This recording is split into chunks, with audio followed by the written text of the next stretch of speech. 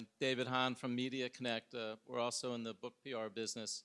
And Peter's working with one of my clients, Irv Rothman, who's a CEO of HP Financial, did his first book. He's looking to become a thought leader and leave a legacy, really, of his leadership skills. And Peter's working with him. And Peter impressed me with the way he thought and went about working with Irv and coming up with an idea for a second book. And so I have a two-part question, Peter. How do you frame that discussion? I know it's part of this discovery process. And then once you see content, what are your research resources to kind of figure out what that content might look like?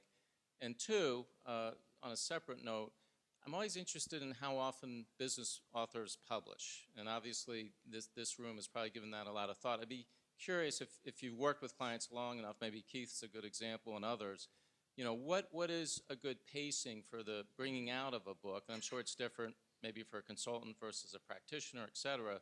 But I'd be curious to hear your thoughts on that as well. I think on the publishing question, there used to be sort of the unofficial 18-month, 24-month rule to sort of keep stuff going. So if you look at like a John Maxwell back in the day, I think he's had 38 books. They start to look really similar after about book 6,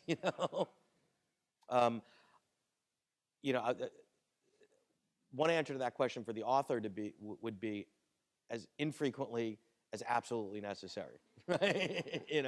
How was that root canal? Would you like another, right? So I don't think there's a general rule anymore of, the cycle's 18 months, 24 months. I think the business drives the rule.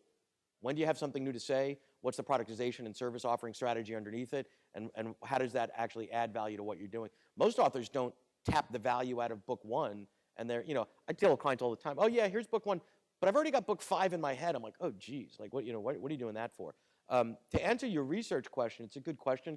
I've developed a research capabilities in my organization, and we look at research sort of 2 ways. One is, because clients come to me all the time, and I just had a guy write a book, 700 and some odd pages on change. And he said to me, and he was a sitting COO of a company going public at the time. So brilliant guy on change. And he said, and I purposely didn't do any research. I didn't want to be tainted by what anyone else thought. Like, wow, like, okay, that's kind of cool.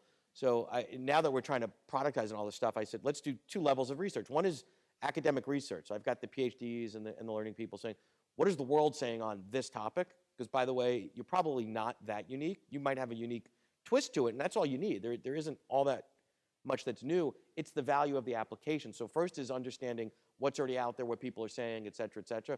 And then there's the market. Who else is selling stuff relative to this space, like the networking space, the relationship space? That's getting crowded now, right? There's a lot of people in that space. And then the third is sort of the what I would call the business press, which is different than academia. What is Forbes and HBR and all those other people saying about change, leadership, or whatever? And you just kind of look at all those things and say, where's the gap? Where's the opportunity? Why are you uniquely qualified to deliver this message to this population? Why should I listen to you? I think of along the same lines a little separately, the traditional S-curve, right? I'm coming up with an idea, I'm going to invest in it. As it spikes, then it'll reach some sort of maturity. For me, books are encapsulation of ideas that I've seen across multiple consulting clients. I got relationship economics off the ground. It's still got some sort of a long tail, but then you better be working on the next one. What's the next idea? What are you working on?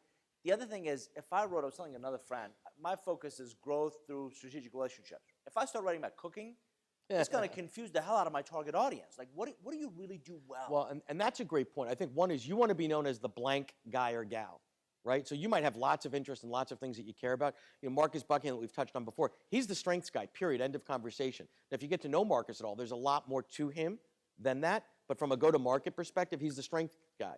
When I was with Farazi, that's the business relationship guy, right? So a lot of people, like Waldo, when we work, there's so much great stuff in Waldo's sort of library of stuff. There was leadership, there's team building, there's commitment. I said, how do we make that sort of unique from a content perspective? And we came up with this commit piece, commitment to self, commitments to team, commitment to vision, commitment to organization. That was sort of the Waldo common denominator, and it all fit under that. So sometimes it's just a way that you communicate it.